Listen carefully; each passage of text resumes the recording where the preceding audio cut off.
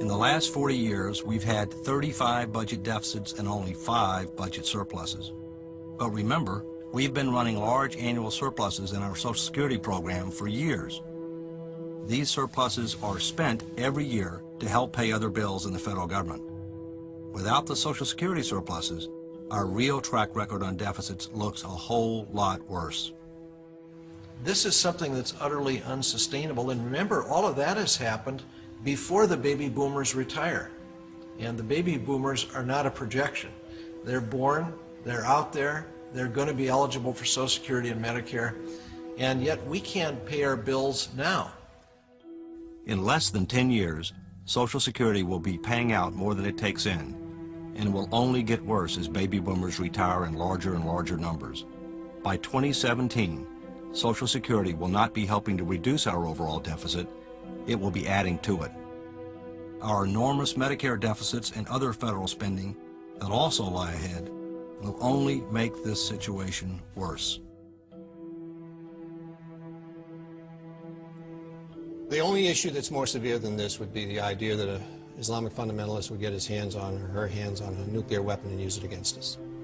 Beyond that, there's nothing that's more severe than this. This issue represents the potential fiscal meltdown of this nation, and it absolutely guarantees, if it's not addressed, that our children will have less of a quality of life than we've had, that they will have a government they can't afford, and that we will be demanding so much of them in the area of taxes that they will not have the money to send their kids to college or buy that home or just live a good quality of life.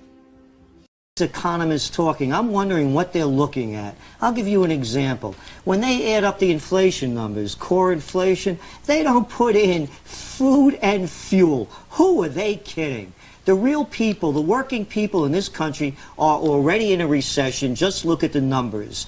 Median household income, half above, half below, is below 1999 levels. For the real working people, when they're going to the pump, there's a recession.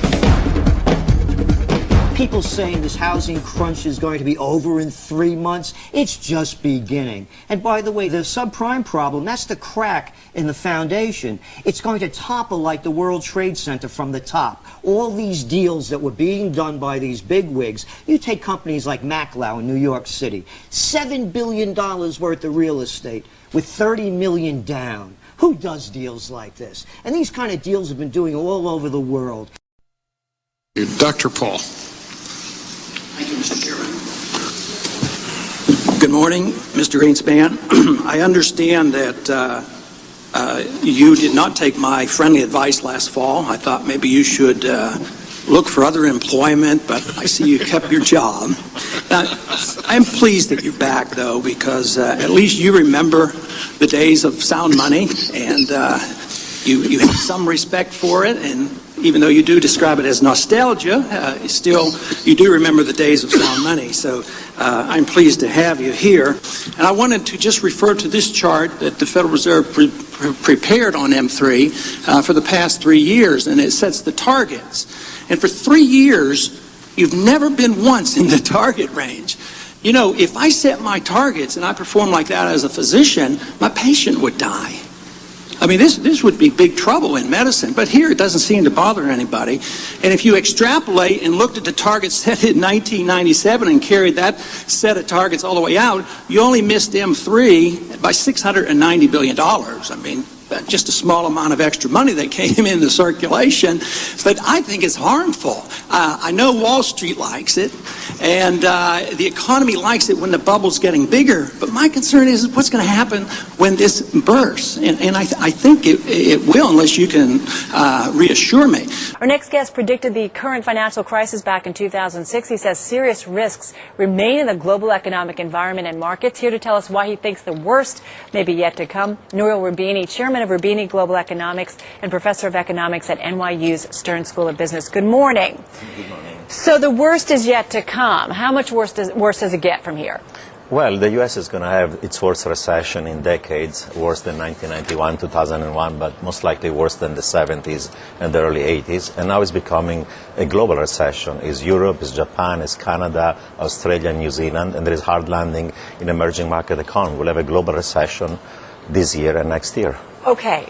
But how bad? I mean, in terms of, you said going back to 91, that's what it's going to be worse than what we saw back then. Much worse than 91. I expect it to be the worst U.S. recession in the last 50 years. I expect a cumulative fall in output from the peak of 4% and unemployment rate going all the way to 9%. Nouriel, what makes you so negative? I mean, you definitely did call the crisis that we got this year back in 2006, but you were negative for some time ahead of that, even before 2006, correct? You were pretty negative going into that. I mean, yeah.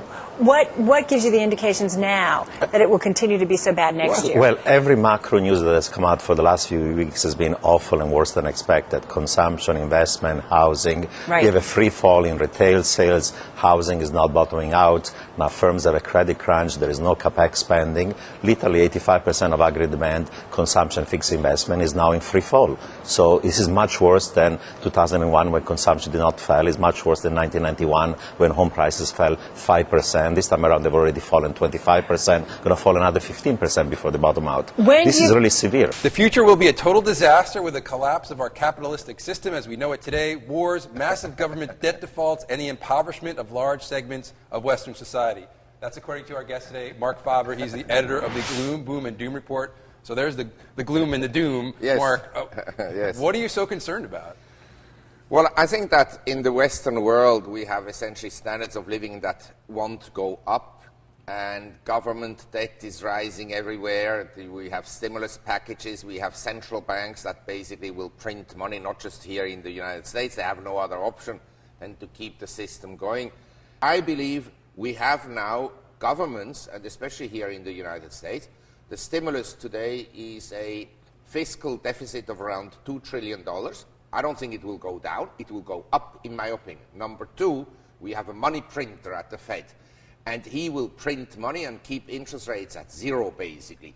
And when one day interest rates should go up, he'll keep them below the rate of inflation, as Mr. Greenspan and he did after 2001, when interest rates were continuously below the cost of living increases. Well, I think to Henry's point, there's a difference, though, between a sluggish recovery or even the 1970s-style stagflation and the end of capitalism as we know it. Yes, I mean, what's going to be the trigger? Well, you're talking about economic Armageddon here. Yes, absolutely. That I'm convinced. And that is, I mean, a high-confidence prediction that the total collapse will come.